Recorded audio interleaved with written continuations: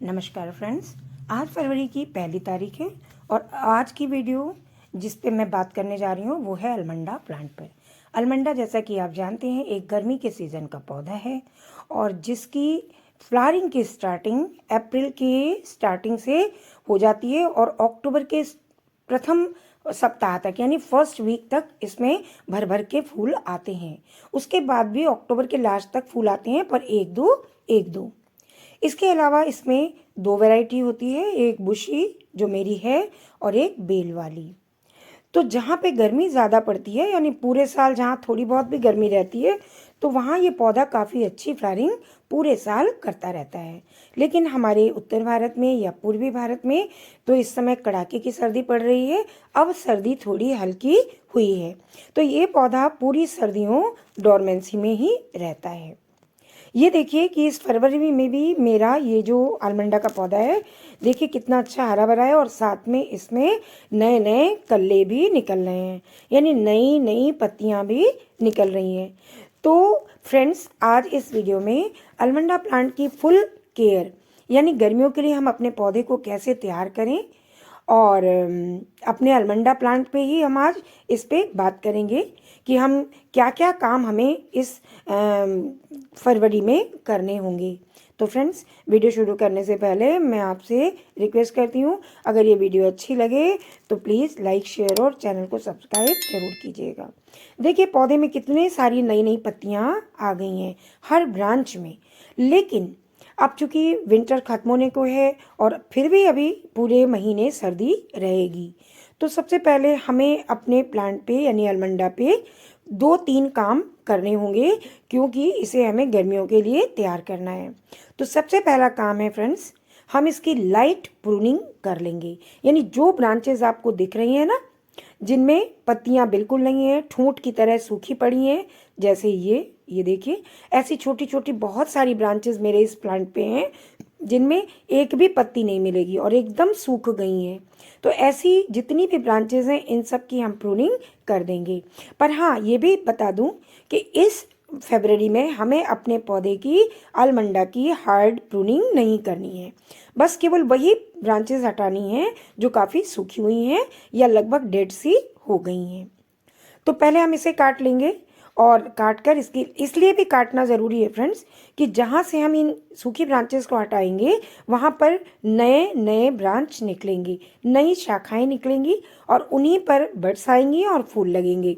इसके अलावा एक बात और भी है कि जो डेड लग रही हैं यानी जो बिल्कुल सूखी सी लग रही हैं इन्हें अगर हम नहीं काटेंगे तो हम अपने पौधे को अगले महीने से जब खाद पानी देंगे तो ये सारी सूखी ब्रांचेज ही लेती रहेंगी और हमारे प्लांट की आलमंडा की ओवरऑल ग्रोथ रुक जाएगी यानी पूरी ग्रोथ नहीं हो पाएगी।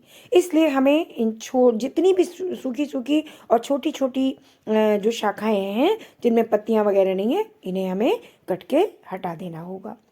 अगर हम इसको अभी हार्ड प्रूनिंग कर देते हैं तो फ्रेंड्स ये पौधा रीग्रो नहीं कर पाएगा क्योंकि इस समय डोरमेंसी है, इसलिए ये रीग्रो नहीं कर पाएगा।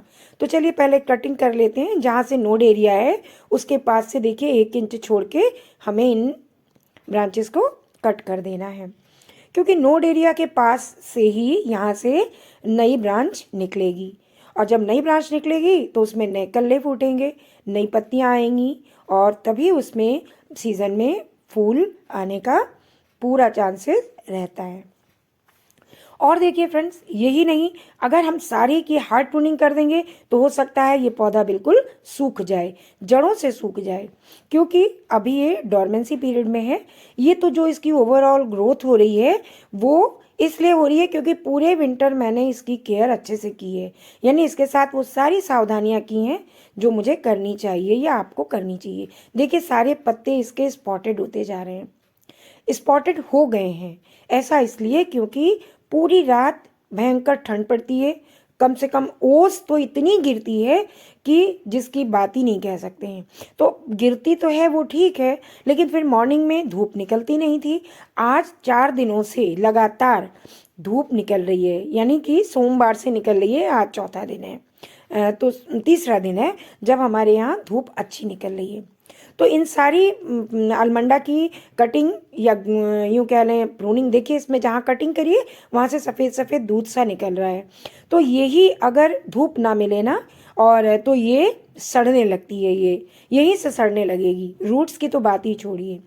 और रह गई बात कि जब तक ये पौधा हमारा डॉर्मेंसी पीरियड में यानी सुप्तावस्था में है, तब तक हम इसे खाद भी नहीं देंगे और ऐसी जगह रखेंगे जहाँ पर पूरे दिन की धूप आती हो। अभी देखिए पौधे की हालत, 10 दिन पहले का पानी है लेकिन मिट्टी देखिए कितनी नमी वाली है।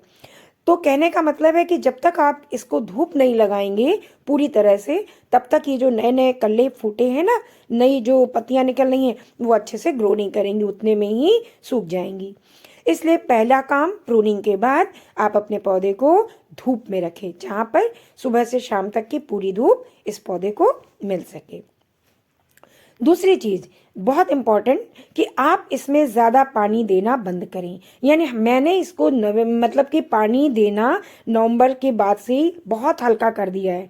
जिस दिन मैं देखती हूँ कि मिट्टी हमारी सूख रही है, उसी दिन हम इसमें थोड़ा बहुत पानी डाल देते हैं, क्योंकि पानी देने से पूरा पत्ता पूरा प्लांट, पत्ते तो पत्ते, पूरा प्लांट धीरे धीरे नीचे से सड़ता चला जाएगा, क्योंकि पानी मिट्टी एब्जॉर्ब करेगी नहीं, धूप मिल रही नहीं है। और अब जो 3-4 दिन से धूप मिल रही है तो उसमें अभी इतनी गर्मी नहीं है कि वो मिट्टी का पानी सोख सके। तो देखिए मिट्टी कितनी भुरभुरी है। और आप विश्वास नहीं करेंगे, मैं आज से 12 दिन पहले, आप कहेंगी मैम झूठ बोल रही है, मैंने 12 दिन पहले इसमें पानी दिया है। हाँ, लेकिन अच्छे से पानी दिया था। मिट्टी देखिए कितनी भुरभुरी है, लेकिन पूरी मिट्टी में आपको कहीं पे भी सूखापन नहीं लग रहा है। सूखी मिट्टी तो बिल्कुल नहीं लग रही है, बल्कि काफ़ी नमी वाली मिट्टी लग रही। तो आप इसमें पानी अगर इसमें देंगे तो पौधा नीचे से गलना शुरू हो जाएगा, रूट से सड़ने लगेगी। तो जब भी पानी दें इस तरह से उंगली डालकर अंदर तक देख लें। देखिए मिट्टी कितनी नमी वाली है, तो इसमें पानी देना तो बनता ही नहीं है। तो बस इतना ध्यान रखें कि पानी देने की मात्रा बिल्कुल कम करें, वरना ये जो स्टेम है यहाँ से गलना शुरू हो जाएगा। अब रह गई बात, जब स्टेम गलेगी तो पूरा ब्रांच ही खराब हो जाएगा और फिर पौधा धीरे धीरे सूखने लगेगा, रीग्रो नहीं कर पाएगा। अब बात आती है कि हम अपने पौधे को कब कटिंग से भी ग्रो कर सकते हैं। तो कटिंग से ग्रो करने के लिए भी मार्च के 2nd वीक से लेके अप्रैल का पूरा महीना आपको मिलेगा। आप इसकी रिपोर्टिंग भी कर सकते हैं, इसको कटिंग भी करके लगा सकते हैं। जब आप इसकी हार्ड प्रूनिंग भी कर सकते हैं और पेंसिल के आकार की ब्रांच को आप ग्रो भी कर सकते हैं, उस समय ये ब्रांच अच्छे से ग्रो भी हो जाएगी। तो बस फ्रेंड्स आज के लिए इतना ही, क्योंकि जब तक डॉर्मेंसी पीरियड में ये पौधा रहेगा तब तक आप इसे बिल्कुल खाद ना दें, ना इसकी प्रूनिंग करें, हार्ड प्रूनिंग ना करें। तो आप अगर इन बातों का ध्यान रखेंगे ना, तो गर्मियों में आप काफ़ी अच्छी फ्लावरिंग अलमंडा से ले सकते हैं। तो इस विंटर का कोई भी प्रभाव इस समय नहीं पड़ेगा अगर आप अच्छे से केयर करेंगे। तो मेरे ख्याल से इतना इस वीडियो में काफ़ी है, और इतनी केयर तो करनी आपको ज़रूरी है, तभी आप गर्मियों में काफ़ी अच्छी क्वांटिटी में फ्लावरिंग ले सकते हैं। तो बस फ्रेंड्स आज के लिए इतना ही। अलमंडा की विंटर केयर में बस इतनी ही बातों का आप ध्यान रखें। आप बहुत अच्छे से सीज़न में आप अपने पौधे को हरा भरा और पौधे के सहित पाएंगी। तो चलिए मिलती हूँ नेक्स्ट वीडियो में, तब तक के लिए बाय।